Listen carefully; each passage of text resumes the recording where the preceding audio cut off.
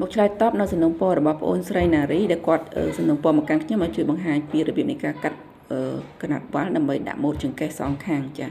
ឡូវយើងចូលមើលទាំងអស់គ្នាដល់ជាដំបូងយើងត្រូវយកกระดาษពុម្ពរបស់យើង4ជ្រុងបែបនេះបន្ទាប់មកយើងធ្វើការបត់ជា4មក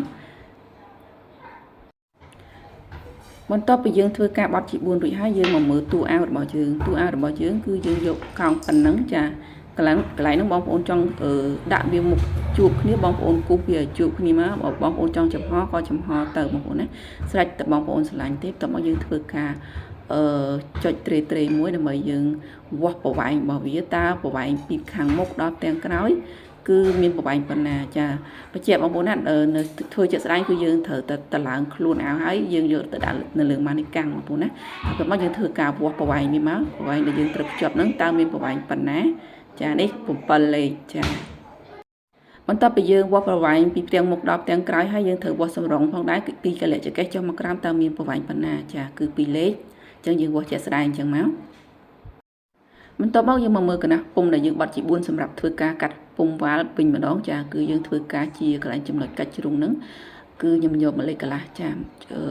ជ្រុង1លេខកន្លះសងខាងបែបហ្នឹងមកសម្រាប់បងប្អូនជាក់ស្ដែងបងប្អូនត្រូវ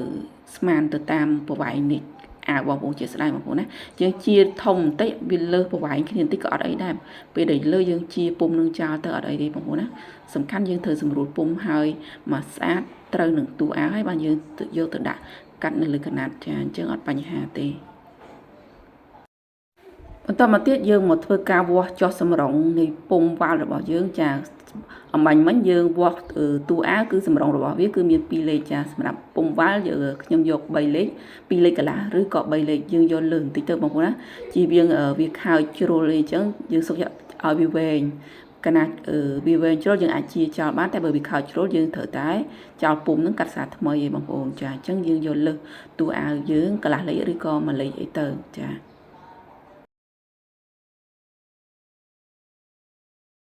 បន្ទាប់ពីយើងធ្វើការគូក្រិតវាជារង្វង់មូលកោងហើយយើងធ្វើការជាវាតាមគំនូកដែលយើងបានក្រិតនឹងមកចាបងប្អូនចានេះគឺគំនូកខាងក្នុងចាសម្រាប់ភ្ជាប់ទៅនឹងចង្កេះរបស់យើងចាបន្ទាប់ពីជាគំនូកខាងក្នុងហើយយើងមកជាគំនូកខាងក្រៅចានេះគឺជាវ៉ាល់ខាងក្រៅហើយនេះគឺជាទម្រង់វ៉ាល់ពុំវ៉ាល់របស់យើងគឺមានទម្រង់បែបហ្នឹងបងប្អូនណាគឺយើងយកជាដំបូងគឺយើងយកស្មើបែបហ្នឹងមកបន្ទាប់មកយើងធ្វើការពុះវាជា2ចាគឺពុះតែម្ខាងឯងបងប្អូនណាម្ខាងទៀតអត់ពុះទេគឺយើងច្រឹបយកចំណុចកណ្ដាល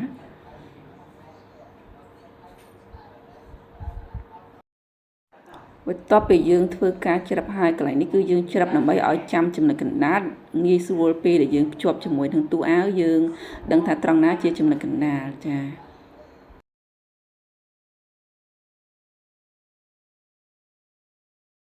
បន្ទាប់មកយើងធ្វើការបត់ជីបចំចំណុចកណ្ដាលហ្នឹងមកចាដើម្បីឲ្យវាមានការបាសរីកសាយស្អាតអញ្ចឹងបងប្អូនចា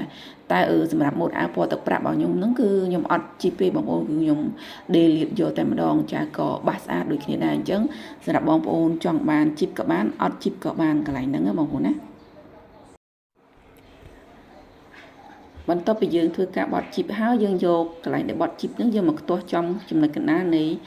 កន្លែងដែលយើងត្រូវភ្ជាប់ចាគឺចំកលៈចង្កេះដែលយើងត្រូវភ្ជាប់បងប្អូនណាគឺយើងយកវាមកខ្ទាស់បែបហ្នឹងមកបន្ទាប់ពីខ្ទាស់ចំណុចកណ្ដាលហើយយើងចាប់ដើមផលិតដេរមកតាមគំនូសដែលយើងបានចុចត្រេហើយស្រេចបងប្អូនណាបន្ទាប់ពីយើងធ្វើការគូកងទៅលើតួអាវរបស់យើងគិតថាវាត្រូវប្រវែងគ្នាហើយយើងក៏ធ្វើការជាមុខវាឲ្យតូចបែបនេះចាមុខដែលយើងត្រូវភ្ជាប់ខាងមុខនិងខាងក្រោយចាយើងបត់ជា2អញ្ចឹងយើងជាវាឲ្យរាវពីតូចទៅធំបែបនេះបងប្អូនណាដើម្បីយើងយកទៅដាក់នៅលើតួអាវរបស់យើងនេះគឺជាពុម្ពវ៉ាល់ដែលយើងធ្វើការជារួចចាគឺមានទម្រង់បែបហ្នឹងបងប្អូនណាចាបងប្អូនដែលអត់ដឹងគឺអាចមើលតាមនឹងបានហើយនេះគឺជារបៀបដែលយើងដេរភ្ជាប់ទៅនឹងតួអាវរបស់យើងគឺយើងដេរបែបហ្នឹងចាគឺយើងដាក់បែបហ្នឹងមកហើយយើងដេរកោងតាមហ្នឹងមកចាបន្ទាប់ពីយើងធ្វើការដេរភ្ជាប់នឹងតួខ្លួនហើយយើងធ្វើការទាញវាចុះមកក្រោមបែបនេះមកបន្ទាប់មកយើងធ្វើការឆិតវាភ្ជាប់ទៅនឹងតួខ្លួនចាឆិតចន្លោះធ្វើម៉េចឲ្យវាចេញរាងកលាក់បាសស្អាតតាមទៅអ្វីដែលយើងចង់បានណាបងប្អូនហ ហើយនេះគឺជាអ្វីដែលយើងធ្វើការដំឡើងរួចហើយចាគឺរួចរាល់ហើយបងប្អូនចាមើលនៅក្នុងនេះគឺអត់ស្អាតទេបងប្អូនដោយសារវាជាប្រភេទกระดาษអញ្ចឹងទៅវាអត់ស្ទើរចេញ